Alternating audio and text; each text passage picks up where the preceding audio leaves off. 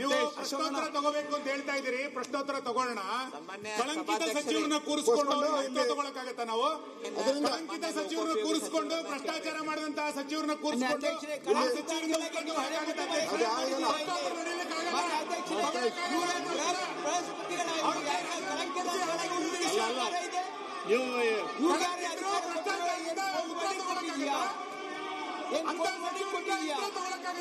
Notice ಕೊಡ್ತೀರಾ? ಇದಕ್ಕೆ ನಿಯಮ ಏನಿಲ್ಲ ಇಲ್ವಾ? ಅಂತ ಸಚಿವರನ್ನ ಇಟ್ಕೊಂಡು ಭ್ರಷ್ಟಾಚಾರ ನಡೆಸಿ ಹೆಂಗ್ ನಡೆಯಕ್ಕಾಗತ್ತೆ?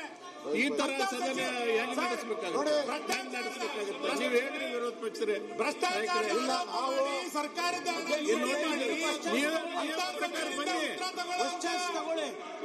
ಪ್ರಕಾರ ನಮಗೆ ಬಂದಿಲ್ಲ. ಅಂತ ಉತ್ತರ ಪ್ರಮೇಯ ನಮಗೆ ಬಂದಿಲ್ಲ. ತಗೊಳ್ಳಿ ರಾಜೀನಾಮೆ ಫಸ್ಟ್ ಅವ್ರದ್ದು. ನಿಮ್ದು ನೋಟಿಸ್ ಕೊಡಿ, ಚರ್ಚೆ ಮಾಡ್ಬೇಕಾದ್ರೆ. ಅಧ್ಯಕ್ಷರೇ, ಈಗ ನೋಡಿ, ನಾವು ಈಗಾಗಲೇ ಒಂದು ನಿಮಿಷ ಕೂತ್ಕೊಳ್ಳಪ್ಪ ಅಧ್ಯಕ್ಷರೇ. ಅವಕಾಶ ಕೊಟ್ಟಿಲ್ಲ ಈಗ. ಇಲ್ಲ ನೋಡಿ, ನಾವು ಈ ಮಂತ್ರಿಯನ್ನ ರಾಜೀನಾಮೆಯನ್ನ ಇದೇ ಸದನದಲ್ಲಿ ಸಿದ್ದರಾಮಯ್ಯನವರು ತಗೊಂಡಿದ್ದಾರೆ. ಇದೇ ಸದನದಲ್ಲಿ ಸಿದ್ದರಾಮಯ್ಯನವರು ಮಂತ್ರಿ ರಾಜೀನಾಮೆ ಹಣ 187 ಕೋಟಿ ಲೂಟಿ ಆಗಿರೋದು ಈ ಸದನದಲ್ಲಿ ಒಪ್ಪಿಗೆ ಆಗಿದೆ.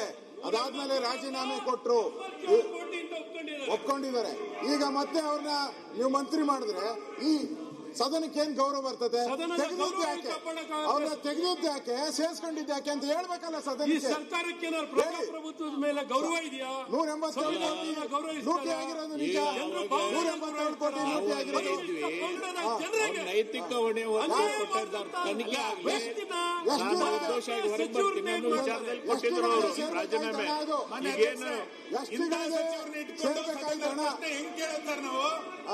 ಈ ಸದನ ಇಲ್ಲ, ನಾವು ಯಾವುದೇ ಕಾರಣಕ್ಕೂ ಸದನ ನಡೆಯಕ್ಕೆ ಬಿಡಲ್ಲ. ಸದನ ನಡೆಯಕ್ಕೆ ಬಿಡಲ್ಲ ನಾವು ಯಾವುದೇ ಕಾರಣಕ್ಕೂ. ಹಾಗಾಗಿ ಈ ಸಚಿವರನ್ನ ಸನ್ಮಾನ್ಯ ನಾಗೇಂದ್ರ ಅವರನ್ನ ಮುಖ್ಯಮಂತ್ರಿಗಳು ಈ ತಕ್ಷಣ ಅವ್ರನ್ನ ವಜಾ ಮಾಡಬೇಕು. ವಜಾ ಮಾಡೋರ್ಗೂ ಯಾವುದೇ ಕಲ್ಲಪ್ಪಗಳು ನಡಿಬಾರದು. ಏನು ಉತ್ತರ ಕೊಡ್ತೀರಿ? ಅವರ ರಾಜೀನಾಮೆ ವಜಾ ಮಾಡಿ.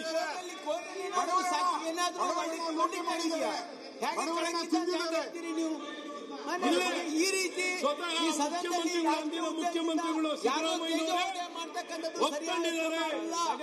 187 ಕೋಟಿ ಅಲ್ಲ, 87 ಕೋಟಿ ಭ್ರಷ್ಟಾಚಾರ ಆಗಿದೆ, ಹಣ ದುರುಪಯೋಗ ಆಗಿದೆ, ಹಣ ಬಳಕೆ ಆಗಿದೆ, ಹಣ ಟ್ರಾನ್ಸ್ಫರ್ ಆಗಿದೆ ಅಂತ ಈ ಸದನದಲ್ಲೇ ಅಂದಿನ ಮುಖ್ಯಮಂತ್ರಿಗಳು ಸಿದ್ದರಾಮಯ್ಯನವರು ಒಪ್ಕೊಂಡಿದ್ದಾರೆ.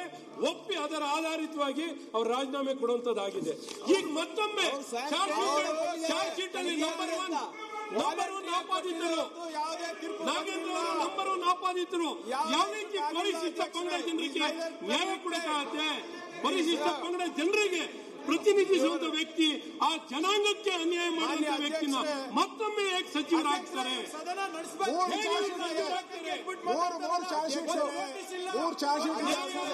ಇದ್ಯಾವುದಕ್ಕೂ ಗೌರವ ಇಲ್ವಾ? ಗೌರವ ಇಲ್ವಾ? ಪೀಠದ ಗಮನಕ್ಕೆ ತರ್ತಾ ಇದ್ದೇನೆ.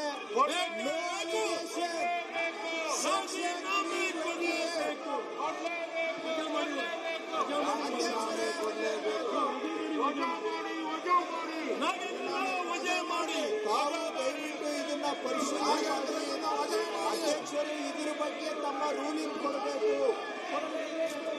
Rule number 328 no allegation of a defamatory or incriminatory nature shall be made by a member against any person unless the member has given previous intimation to the speaker and also to the minister concerned so that the minister investigation into the matter for the purpose of reply. Provided that the speaker may prohibit any member from making any such